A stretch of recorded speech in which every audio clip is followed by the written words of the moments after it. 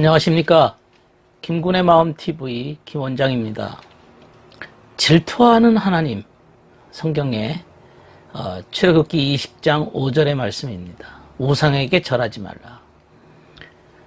내 하나님 여호와는 질투하는 하나님인즉 나를 미워하는 자의 죄를 갚되 아버지로부터 아들에게로 3, 4대까지 이르게 한다.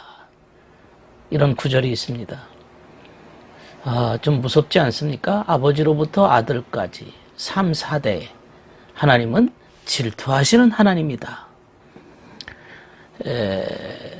우리가 보통 아는 그 질투와 하나님께서 오늘 이 말씀 속에 얘기하고 있는 질투하는 하나님과는 좀 다른 의미가 있음을 알아야 됩니다.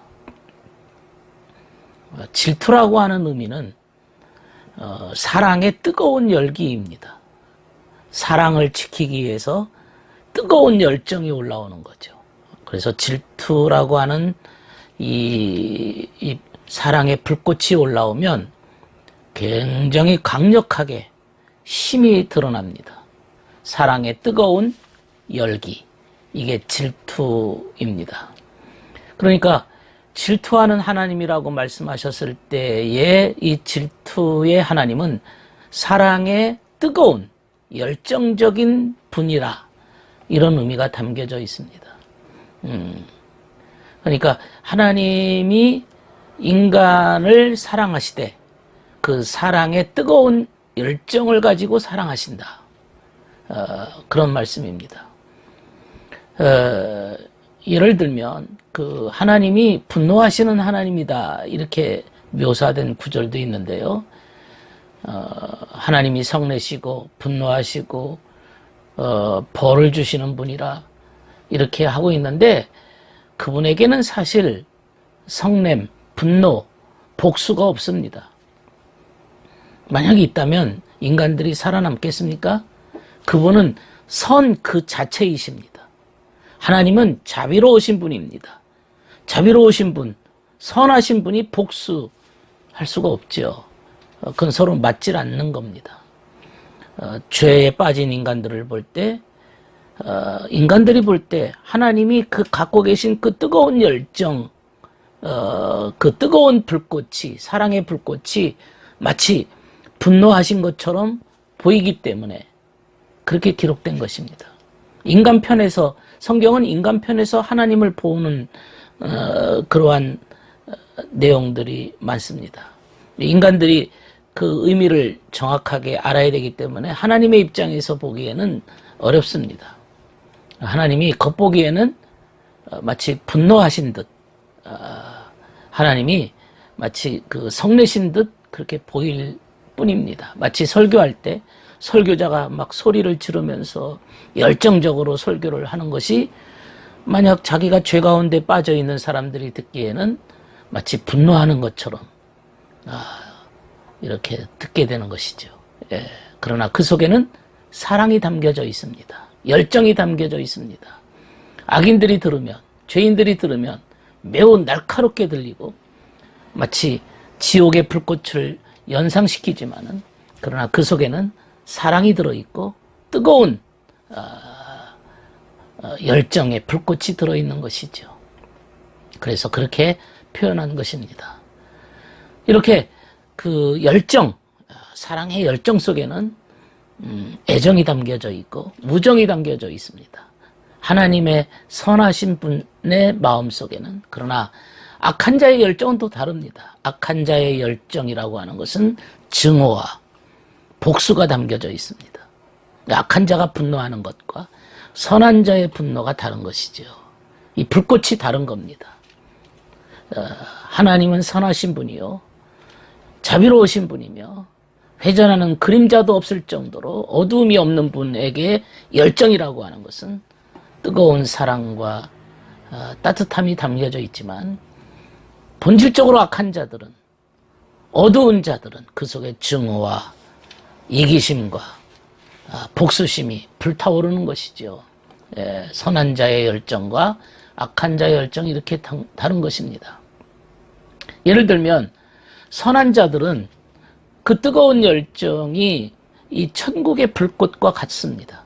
그래서 자기를 이렇게 못되게 하고 자기를 침해하고 자신에게 막 이렇게 억압을 하고 어떤 방해 세력이 왔을 때 자기를 방어할 뿐입니다. 방어하면 되는 겁니다. 그리고 이제 그 세력이 가버리면 더 이상 그 사람을 공격하지 않습니다. 그러나 악한 자들은 어떤 그 방해 세력에 대해서 끝까지 찾아가서 붕괴를 시키고 공격을 합니다. 섬멸을 시켜야만 직성이 풀립니다. 상대방이 물러나도 끝까지 싸웁니다. 그 열기가 멈추질 않습니다. 선한 자의 열기는 사랑을 방어하기 위해서 단지 방어하기 위한 목적으로 그 방어하는 그 당시에는 거칠게 보이지만은 그러나 우호적이고 유순하고 얼마든지 조절이 가능하지만 악한 자의 열기는 적의가 가득해서 무정하고 증오하고 복수심을 끊임없이 내뱉습니다. 이게 사람들도 마찬가지입니다. 선한 자와 악한 자의 차이점입니다. 악한 자들은 그 속에 증오와 이기심이 가득 차 있기 때문에 그 불꽃입니다. 그래서 그 불꽃으로 그 상대방을 섬멸시키고 죽이려고 하는 겁니다. 아무리 화해를 해도 아무리 서로 이제 평화를 유지한다 할지라도 그 잿더미 속에 그 숯불이 숨겨져 있습니다. 그 잿더미 속에 아직도 꺼지지 않고 있습니다. 그리고 언젠가 폭발하게 됩니다. 언젠가 폭발하게 됩니다. 열정적인 하나님, 사랑의 하나님, 그 하나님은 순수하신 분이고 선하신 분입니다. 그러나 우상에게 절할 경우 질투하시는 하나님이라 이렇게 얘기했어요. 이 말은 우상에게 절한다는 것은 거짓에게 자기를 드리는 거죠. 그런 자들의 볼 때에는 하나님께서는 그 하나님의 신성한 진리가 그들에게는 악한 모습으로 보여지게 되는 거죠. 무섭습니다. 그리고는 말씀이 아버지로부터 아들에게 그 죄를 3, 4대에 이르러 어떻게 덮친다 이런 얘기 있잖아요. 그러니까 이 말은 뭐냐면 아버지부터 아들까지 이 말은 그만큼 급격하게 늘어난다 이런 얘기죠. 뭐가? 우상에게 절했기 때문에 거짓이 늘어난다는 거죠.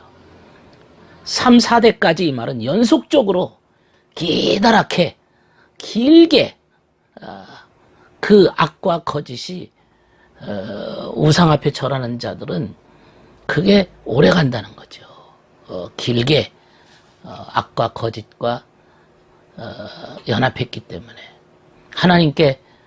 하나님께 우리가 경배하고 하나님을 섬기고 하나님을 영화롭게 하는 일에 대해서는 하나님과 신성한 선 앞에 진리 가운데 사는 거지만 우상 앞에 절한다는 것은 거짓과 연합하는 거죠.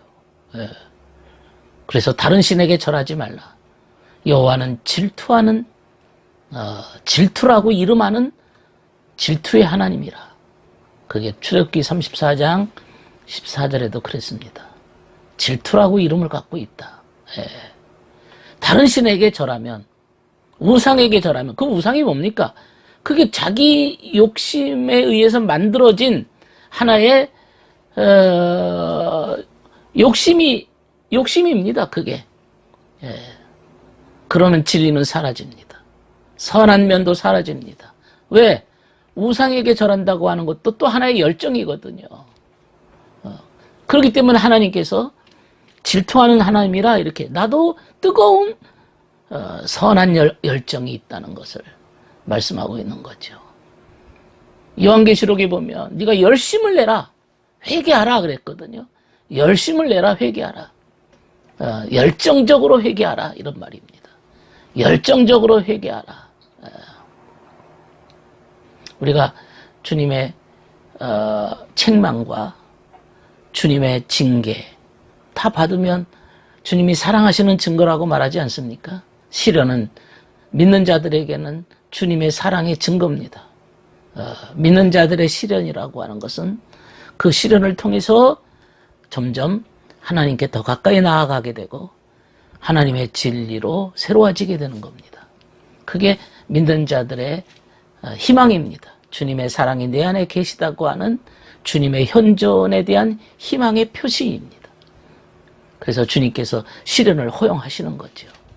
직접 주시는 건 아닙니다. 그러나 허용하십니다. 그건 제가 쓴 책 중에 허용법칙이라고 하는 책이 있거든요. 그래서 인간이 시련을 주님께서 허용하신다. 그것은 허용하시는 목적은 딱 한 가지죠. 그로 하여금 그 시련을 통해서 천국에 들어오도록 이끄시는 것이죠. 중요한 것은 열정적으로 요한계시록의 말씀처럼 열정적으로 네 잘못을 뉘우쳐라. 열정이라고 하는 말, 마음속에 있는 뜨거움을 가지고 마음속에 있는 열정을 가지고 온 심정을 다해 천국을 목적하고 확실하게 뜨겁게 회개하라. 회개하라는 말은 마음의 변화입니다. 마음의 변화입니다. 내 의지의 갱신입니다. 근본적으로 변화된 삶을 말합니다. 회개하라. 오늘은 질투하는 하나님에 대해서 생각해 보았습니다. 질투하는 하나님이 우리의 하나님이시고 그 하나님이 우리를 인도하시고 섭리하시는 하나님이십니다. 들어주셔서 감사합니다.